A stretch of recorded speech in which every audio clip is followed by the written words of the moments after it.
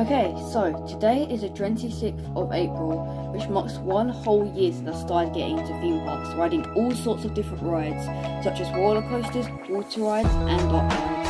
And to celebrate, today I'll be counting down my top 20 roller coasters that I've ridden so far. So, let's get started. Number 20, Dragon's Apprentice at Legoland Winter Resort. This family steel coaster is located in the Magic Kingdom area and opened in 1999. I remember how fun riding this was when I was younger, which soon led to me riding the dragon. Number 19, Scorpion Express at Chesington World of Adventures. This mine train themed powered coaster in the Mexicana area opened in 2014. It was originally called Runaway Train. This ride was manufactured by Mack Rides and has top speeds of around 22 miles per hour. Once I rode this fun ride twice in a row a few years ago. Number 18, Scream Adventure Island. This steel roller coaster opened back in 1998 and can hold up to 40 people. In August 2010, the record for the most naked riders on a roller coaster took place, with 102 people taking part, beating the previous record of Nemesis at Orton Towers. At the time I went on it, it seemed pretty fast, but as soon as I went on Rita, it just did not feel the same.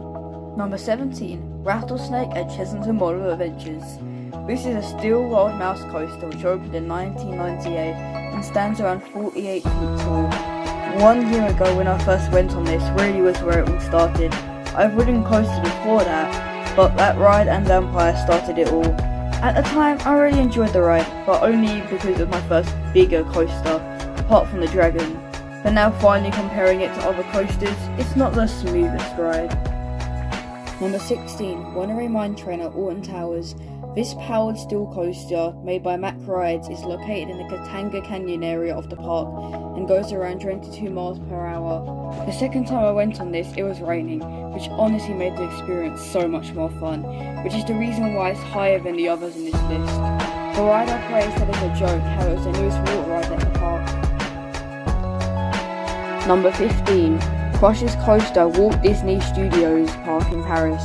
This spinning roller coaster officially opened in June 2007 as a part of the expansion project in Toon Studio and goes around 37 miles per hour. I rode this so long ago, so I can't remember everything, which is why it's not as high on this list. It's one of the two coasters I've ridden outside of the UK, the other not being on the list, but hopefully I'll ride more coasters outside of the UK in the near future. Number 14, Euro Coaster Winter Wonderland. This is a travelling ride that I rode during its time at Winter Wonderland Hyde Park, which is a fair which opens November to January. The ride's home country is Netherlands. The ride was built in 2001 and is 49 feet tall. It has a max speed of 37 miles per hour. I was going to ride this ride at the end of 2021, but ended up riding it at the end of 2022 instead. Number 13, Time Machine at Winter Wonderland. Another travelling ride that had its first time at Winter Wonderland in 2022.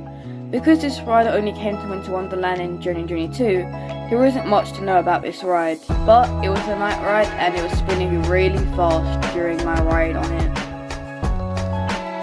Number 12, the Dragonite Legoland Winter Resort.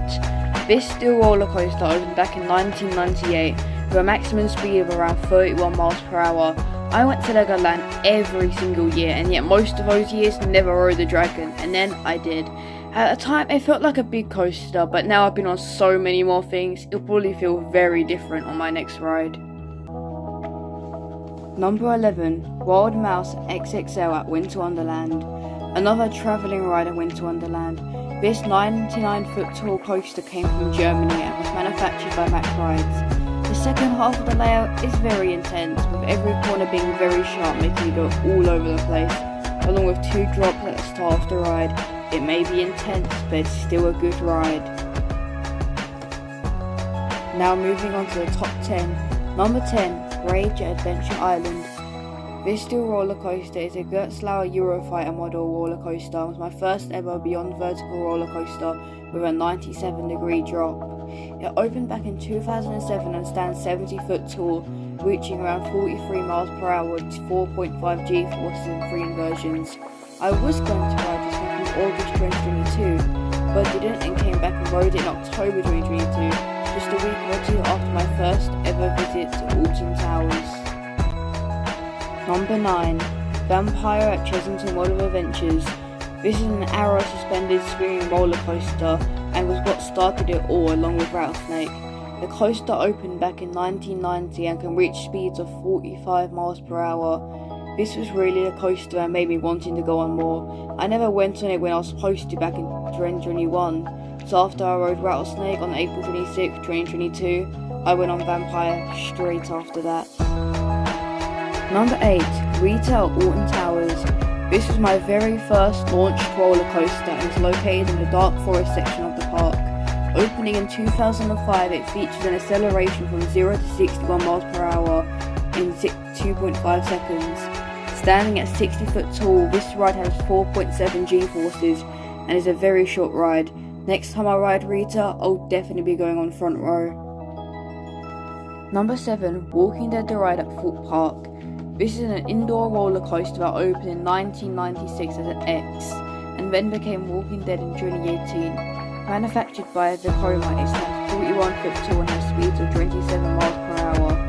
When I went on this, I did not know what was coming. Usually I look at coasters on YouTube or just in person before I ride, but this I just went on. I had no clue what was in there, and as soon as it started, I didn't expect it to be much until I saw a lift hill, which I did not see coming. But it ended up being really fun. I was on front row, and any other row will not give the exact same experience as in front. I even rode second row on my second ride, and it was pretty different. Number 6. Galactica at Orton Towers. Originally known as Air, Galactica was my first flying roller coaster located in the Ridden Valley section of the park. Opened in 2002 as Air, which featured VR, and removed it and became Galactica in 2016. The ride was designed by John Wardley and stands 66 foot tall, reaching top speeds of 47 miles per hour. It has 3.5 G-forces and features 2 inversions. But do you actually go upside down? This being my first flying coaster, it faces off straight down, which makes it feel like you're about to fall out, pushing yourself against the restraints. At least we didn't have to wait around at the end before we went into the station, because sometimes you would. Now moving on to the top 5. Number 5. Nemesis Inferno at Thorpe Park. This still inverted roller coaster opened back in April 2003 and stands 95 feet tall. It reaches speeds of 50 miles per hour with 4.5 G-forces. This coaster also has 4 inversions on the ride. I was able to get a close to back row and a front row ride on this. On our first ride, we were supposed to be second to front row, but someone was sick, and after 15 minutes of waiting them for clean it up, we decided we wanted to go to a different row and ended up almost at the back row of the ride. Number 4. Wicker Man at Alton Towers. This is a wooden coaster and was my first. It's located in the Mutiny Bay area of the park and replaced the Flume, which was a water ride. It stands 70 foot tall, reaching speeds of 43 miles per hour. My first ever ride was front row, which was amazing, and it was the first ride of the day, and we had the pre-show all to ourselves. I went on a second ride after and got second to back row, so I almost had a front row and a back row experience on Wicker Man. Now moving on to the top 3. Number 3, Saw the Ride at Thorpe Park. This steel roller coaster is manufactured by Galactica and is a Eurofighter coaster. It stands 100 feet tall, reaching speeds of 55 miles per hour. This was probably one of the longest I've ever waited for any ride, rating about 40 to 60 minutes for this ride, although the ride was on reduced capacity at the time I went on it. It's similar to Rage but has a longer layout and is taller. This ride has an indoor section and an indoor drop, with 3 inversions throughout the ride's layout. Thorpe Park are currently building Project Exodus, which will be the tallest and fastest roller coaster in the UK when it opens. You can get amazing views across the entire construction site from Saw the Ride, which I was able to see during my ride. The Thorpe Park vlog may not be out yet, but it will be out soon.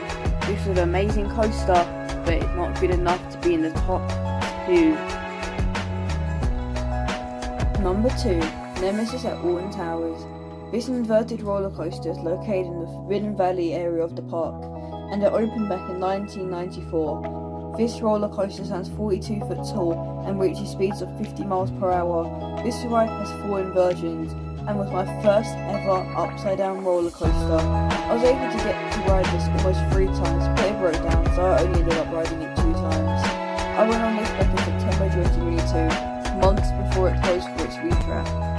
This ride is currently closed and is being retracked. The track has recently arrived on site and is now a different colour, and so are the supports which also are currently being put in. So this ride will look very different when it opens again in 2024. I do have an Orton Towers visit planned soon, and now it's time for number 1, my favourite coaster ever at the moment. Number 1, the Swarm at Thorpe Park. This still roller coaster opened on the 15th of March 2012 and is the only ring coaster in the UK until Mandrill Mayhem opened at Chislington on May 15th. The last 2 rows of the train used to face backwards, but that was restored in 2016 for safety reasons.